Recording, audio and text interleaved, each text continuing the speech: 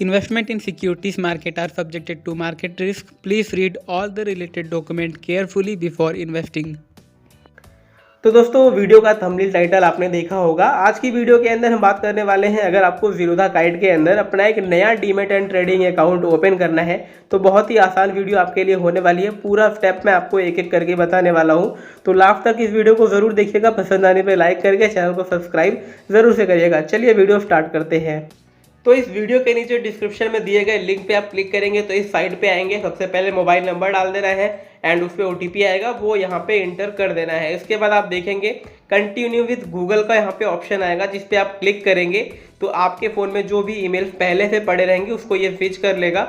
जो भी ईमेल आपको जिससे अकाउंट क्रिएट करना है उस पर क्लिक करके आप जो है अकाउंट बना लीजिएगा, या फिर आप मैनुअली भी नीचे जो है ईमेल अपना डाल के कंटिन्यू पे क्लिक कर सकते हैं। इसके बाद आप देखेंगे तो आपको पैन का डिटेल आपको डालना है। ठीक है, 7 स्टेप में टोटल अकाउंट हमारा ओपन होने वाला है। सबसे पहले पैन कार्ड नंबर यहाँ पे डालेंगे, पैन कार्ड के ऊपर जो डेट ऑफ बर्थ दिया गया है वो यहाँ पे एंटर करेंगे एंड इसके बाद कंटिन्यू पे क्लिक करेंगे। तो चलिए ये सारे प्रोसेस आपको करके दिखाते हैं। जैसे मैंने ये प्रोसेस किया वैसे ही देखिए अकाउंट ओपनिंग फीस आ गया यहाँ पे करने के लिए सेकंड स्टेप के अंदर। और यहाँ पे देखिए किस किस सेगमेंट में आप अकाउंट ओपन कर रहे हैं। इक्विटी में तो ऑटोमेटिक ओपन होगा ही होगा। अगर FNO करेंसी कमोडिटी यानी FNO में आपको ट्रेडिंग करनी है, बैंक निफ्टी में ट्रेडिंग करनी है तो इसको भी ऑन कर लीजिएगा।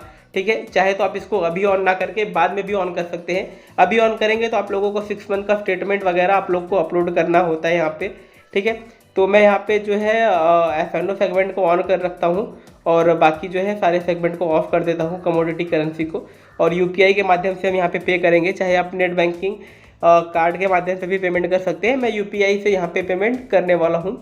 तो पे एंड कंटिन्यू पे मैं क्लिक करूँगा एंड मैंने पेमेंट जो है 200 रुपये का यहाँ पे कर दिया है। और इसके बाद जो है आधार KYC हमको करनी होती है डिजिटली। तो पेमेंट करने के बाद ये नेक्स्ट स्टेप रहता है हमारा, तो कंटिन्यू टू डिजी लॉकर पे हमको क्लिक करना है।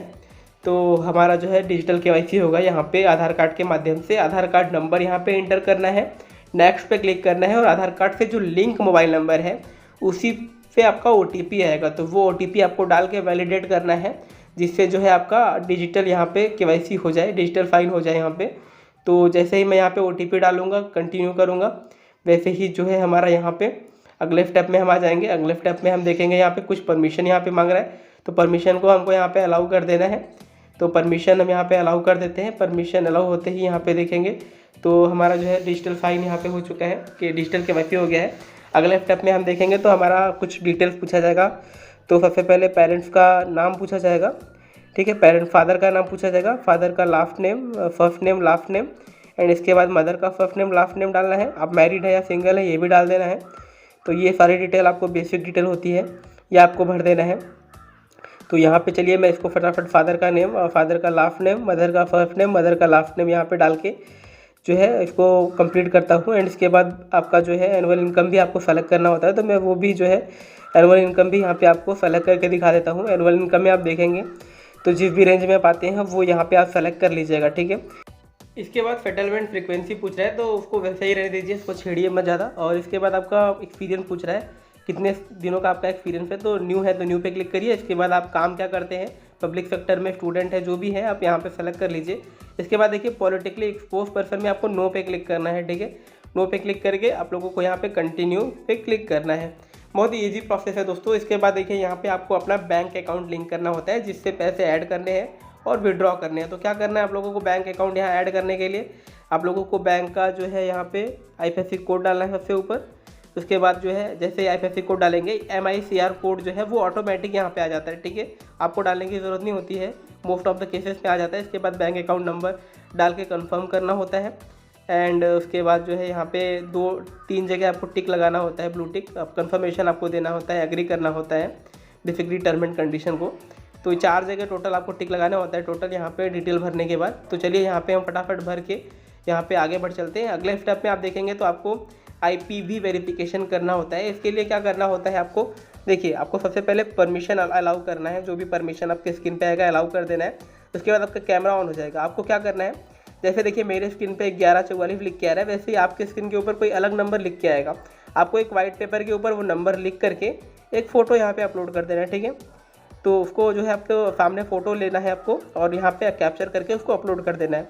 आपका नंबर अलग रहेगा, आपको ठीक ऐसे जैसे ये लड़की खड़ी है नंबर अपना पन्ना लेकर के पेज लेकर के उस पर नंबर लिख के वैसे ही आपको अपलोड कर देना है। इसके बाद कुछ और डॉक्यूमेंट अपलोड करने होते हैं, ठीक है। तो यहाँ पे आप देखेंगे डॉक्यूमेंट अपलोड सेक्शन में, तो यहाँ पे देखिए आपको कॉपी ऑफ कैंसिल चेक या स्टेटमेंट यहाँ पे अपलोड करना होता है। तो पासबुक की फ़ोटो आप लेकर के अपलोड कर सकते हैं, कैंसिल चेक भी आप यहाँ चाहे तो अपलोड कर सकते हैं, ठीक है, कोई दिक्कत वाली बात नहीं है। पासबुक की फ़ोटो भी आप अपलोड कर सकते हैं जहाँ पे डिटेल हो, या फिर कैंसिल चेक अपलोड कर दीजिए या फिर स्टेटमेंट अपलोड कर दीजिए बैंक का, ठीक है, कोई दिक्कत नहीं है। जो भी आपके पास है वो अपलोड कर दीजिए यहाँ पे।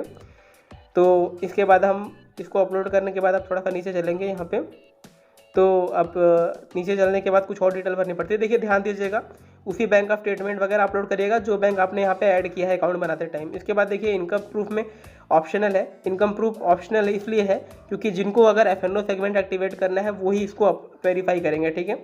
अगर फ्यूचर एंड ऑप्शन में बैंक निफ्टी में ट्रेड करना है तो इनकम प्रूफ भी आपको वेरीफाई करना होता है। इसके अंदर bank statement, latest salary slip, ITR acknowledgement number, form number 16, demat का आपका होल्डिंग का स्टेटमेंट वगैरह अपलोड करके आप जो है इसको आप लोग एक्टिवेट कर सकते हैं। नहीं चाहते तो इसको अभी मत करिए, बाद में भी आप कर सकते हैं, ठीक है, वो आपके ऊपर है। इसके बाद आपको अपना एक सिग्नेचर अपलोड करना होता है, तो वाइट पेपर के ऊपर एक सिग्नेचर करके अपलोड कर दीजिएगा, कोई इशू नहीं है।